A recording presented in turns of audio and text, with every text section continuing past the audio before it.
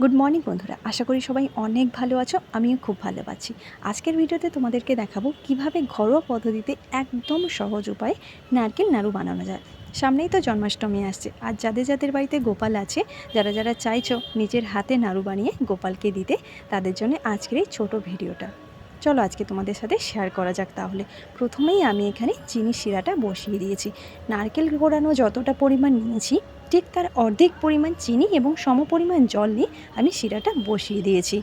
এবার আমি শিরাটা ভালোভাবে ফুটে গেলে এতে নারকেল কোড়ানোটা দিয়ে দেব। এরপরেই কিন্তু আসল কাজ মানে এরপরে কিন্তু আমাদেরকে একটুও হাত থামালে চলবে না, সারাক্ষণ নাড়তে থাকতে হবে। কারণ চিনির শিরাটা যত কমতে থাকবে, যত এটার ঘনত্ব বাড়তে থাকবে, এটা কিন্তু কড়াইতে বসতে থাকবে আর এটা পুড়ে যাওয়ার সম্ভাবনা অনেক বেশি। তাই নারকেল কোড়ানোটা দেওয়ার পর আমাদেরকে এটা কন্টিনিউয়াসলি নাড়াচাড়া করতে হবে। নাড়াচাড়া ততক্ষণ পর্যন্তই আমরা করতে থাকবো যতক্ষণ না পর্যন্ত এর থিকনেসটা ঠিক নাড়ু বানানোর মতো হয়। কিভাবে বুঝবো সেটা দেখো, তাহলে ঠিক এরকম দেখতে পাচ্ছ। এরকম থিকনেসটা যতক্ষণ পর্যন্ত না আসছে, আমরা কিন্তু কন্টিনিউয়াসলি নাড়াচাড়া করতে থাকবো। দেখতেই পাচ্ছ থিকনেসটা কীরকম এসছে, কড়াইতে এখন বসে যাচ্ছে। আমি কিন্তু নাড়তে থাকছি, তাও এটা কড়াইয়ের মধ্যে বসে যাচ্ছে। ততক্ষণ পর্যন্ত নাড়বো, আর একটুখানি হলে এটা হয়ে যাবে।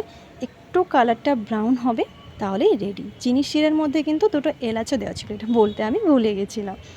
আর এটা কিছুক্ষণ পরে এটা হয়ে যাবে। তারপর এটা নাড়াচাড়া করে গ্যাসটা বন্ধ করে দেব। আর গ্যাস বন্ধ করার সঙ্গে সঙ্গে কিন্তু এটা আমরা কড়াই থেকে নামিয়ে নেব। কারণ এটা কড়াইতে যদি রাখা হয় বা কড়াইতে থাকলে এটার রসটা শুষে নেবে, আর তখন আমরা নাড়ু বানাতে পারবো না, এটা ভেঙে যাবে, খুব শুকনো হয়ে যাবে। আর দেখতে পাচ্ছ আমি জল হাতে নিচ্ছি। জল নেওয়ার ফার্স্ট কারণ হচ্ছে হাতে গরম লাগবে, কারণ আমি সঙ্গে সঙ্গে বানাচ্ছি, তাই অনেক গরম। আর সেকেন্ড হচ্ছে এটা হাতে চটচটেভাবে লেগে যাবে না এবং এটা মসৃণ হবে নাড়ুটা। তাই জল হাতে নিয়ে এবার এইভাবে ছোটো ছোটো করে গোল গোল যারা যেরকম সাইজ চাও বানিয়ে নিতে পারো। তারপরেই দেখছে আমাদের নাড়ু রেডি। ভালো লাগলে অবশ্যই সাবস্ক্রাইব করো, লাইক করো, কমেন্ট করো। Bye bye.